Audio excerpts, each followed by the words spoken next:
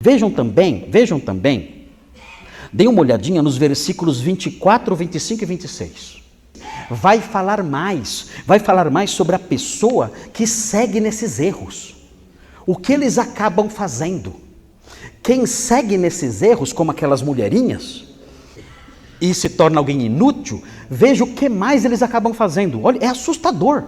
Veja o que diz aí. O texto fala assim: ora, é necessário que o servo do Senhor não viva a contender. Aqui falando dele, para ele não ficar brigando com os falsos mestres.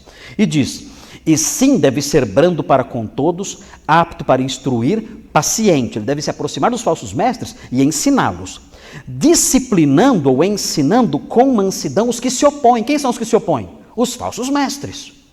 Na expectativa de que Deus lhes conceda não só o arrependimento para conhecerem plenamente a verdade, mas também o retorno à sensatez, livrando-se eles dos laços do diabo, diz aqui o texto, tendo sido feitos cativos por ele. Para quê? O que diz aqui?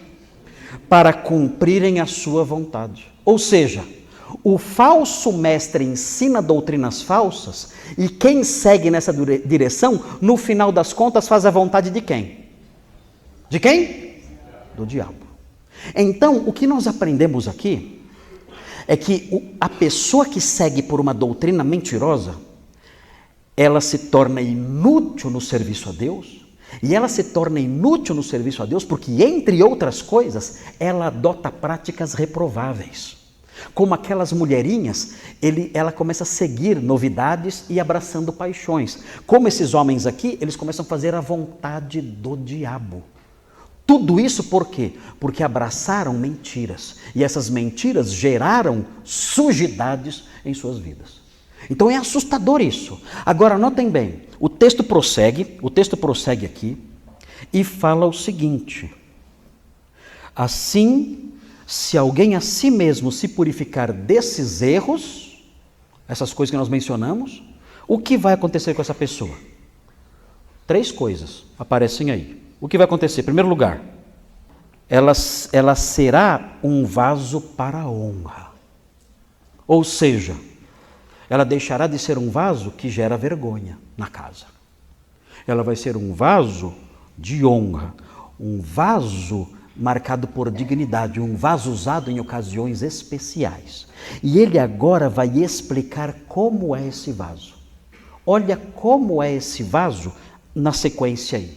Está vendo aí como é esse vaso? Veja aí, ele é o quê? Ele é santificado. Isso significa que ele é separado por Deus para o seu serviço. Isso significa, isso que é ser santificado. A pessoa que fugiu disso tudo, fugiu dessas doutrinas falsas e das consequências práticas disso, essa pessoa é santificada. O Senhor a separa. O Senhor a separa para o seu serviço. Consequentemente, ela é santificada e útil para o seu possuidor. Quem é o possuidor? Deus. Ela se torna útil para o seu possuidor. Se vocês olharem 2 Timóteo 4,11, aí no mesmo texto aí, veja o exemplo de alguém que é assim. 4,11.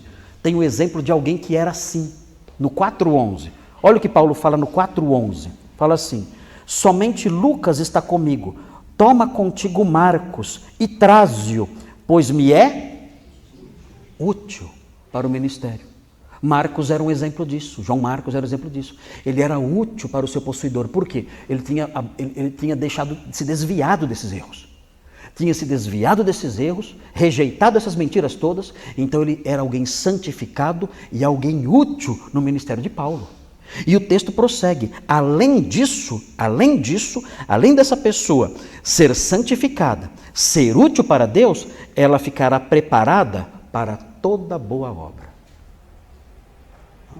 Olha só o conjunto de coisas que acompanham a pessoa que é o vaso de honra. Ela fugiu daquelas mentiras, consequentemente ela tem uma vida sexual reta, santa, ela não cai naquelas mentiras e consequentemente não cai nas imoralidades que aquelas mentiras engendram na vida das pessoas. ela não cai nas imoralidades que aquelas mentiras incutem no procedimento das pessoas, então ela se torna um vaso de honra. E como ela é então? Eu sou um vaso de honra. Como eu sou? Eu sou alguém santificado, sou útil ao meu possuidor e sou preparado para toda boa obra. Esse é o vaso digno. Esse é o vaso de honra.